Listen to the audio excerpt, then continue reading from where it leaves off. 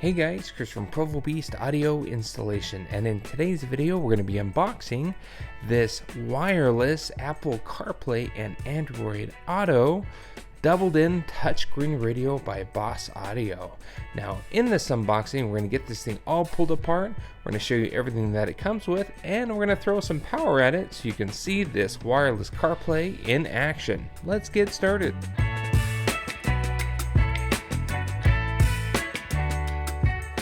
Let's go ahead and dive into it. It looks like here on the box, this specific model that we're working with today is the BVCP9850W, and that W is going to represent your wireless Apple CarPlay Android Auto. We get a ton of questions on the channel. What's your best option for wireless CarPlay and Android Auto? Well, maybe this is it. Let's go ahead and get this thing pulled apart, see everything that it comes with.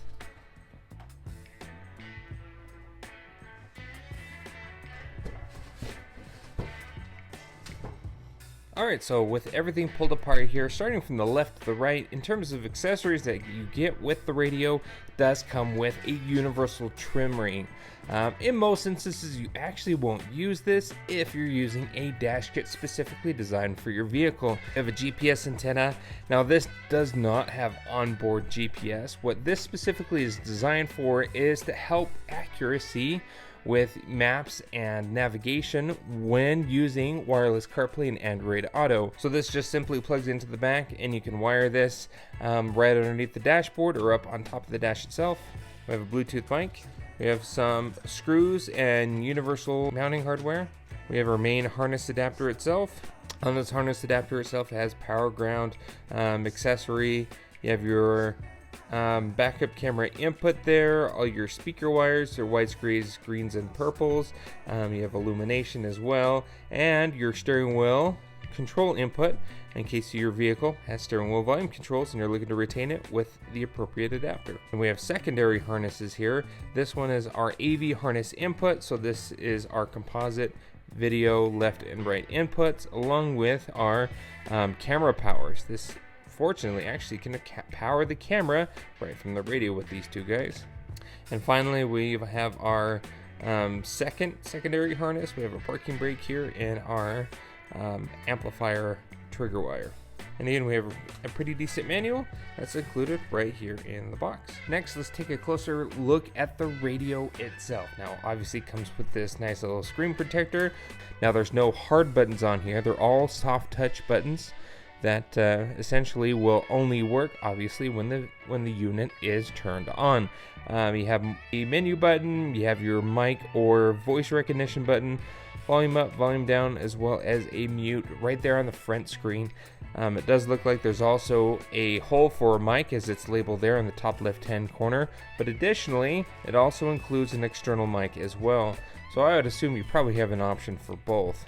It's a standard doubled-in size, so it should fit most dash kits on the market. Now, looking here at the back, it's nothing special. There's no heatsink or anything like that, just a couple of different ports depending on the accessories you'll be installing with this unit. Starting on the left-hand side, we have our main AM/FM Motorola antenna style input, and then to the right of that, we have our GPS antenna connection, where, like we saw in the accessories included within the box, that's where your GPS antenna will connect for aid in your wireless CarPlay and Android Auto. To the right of that is our mic input. Included external mic will plug into that port there. And then we have our pre-outs. Now this technically has 3 sets of pre-outs. It has a front, a rear, and a single sub-channel output, as well as your backup camera input. Now to the right of our RCAs here, we do have where our secondary accessories do plug in. The smaller plug, like we said before, includes both the parking brake and the reverse trigger. The bigger plug there includes your RCA inputs, so not all RCAs are included on the chassis of the radio, some of which are included within this harness. Finally, you have your main harness input, which we've already shown you, as well as an onboard 15 amp fuse.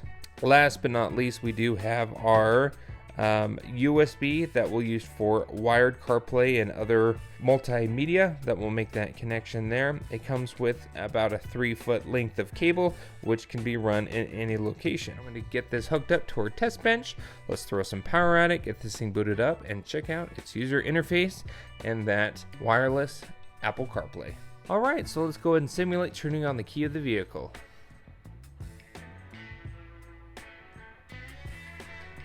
Okay, so here's our main menu here. Looks like things are grayed out when they're not in use. We can either swipe or hit the button to the left or to the right, which is kind of cool. So we have, it looks like a tuner option, Bluetooth streaming. This is going to be your Bluetooth phone, USB, Apple CarPlay and Android Auto have their dedicated icons here, but they're grayed out obviously because the phone isn't connected. We have a camera, so this would usually be an option to jump right to your rear camera or your front camera. Obviously there's no detection there. And then you have your settings. We have our aux input, which there is no aux here on the front. This is going to be your AV input of that composite RCAs that we showed you on the bench earlier on, and then iPod. Obviously there's no iPod connected. Once again, it has to be done through USB. To the right hand corner, we have a quick jump to our EQ within our settings itself. Let's go ahead and jump into our settings here. General settings, it looks like you can set up the date and time. Camera settings, let's check those out. With the camera settings, the trigger is going to be for the rear input. So if you hook this up to a vehicle, make sure you keep your backup camera trigger generally to the rear unless you're doing some sort of special setup. If we want to do front camera, we can actually turn that on. You can turn on and off the camera power on that harness. And then the rear camera delay, you can actually have it delayed if needed. Further down, we have accessory off. So turn radio off automatically after 1 minute once the accessory has been turned off, or you turn off the key and retain accessory power, which you can actually turn back on as well. Just depends on how many seconds. So we got language, we got advanced settings, 0000. So once you're in there, you can enable or disable some final settings there. We'll hit back. You can turn on your system tone or beep. You can turn on loud, which adds additional dBs into the audio itself. Subwoofer, you can adjust the gain and frequency or the low pass filter there. You can set up specific volume controls based on the different inputs of the unit itself. Audio effect, we got our balance and fade here. Under illumination, we can change the brightness, night brightness, different devices. You can go into your Bluetooth settings, Apple CarPlay settings. Now this does actually have onboard Wi-Fi.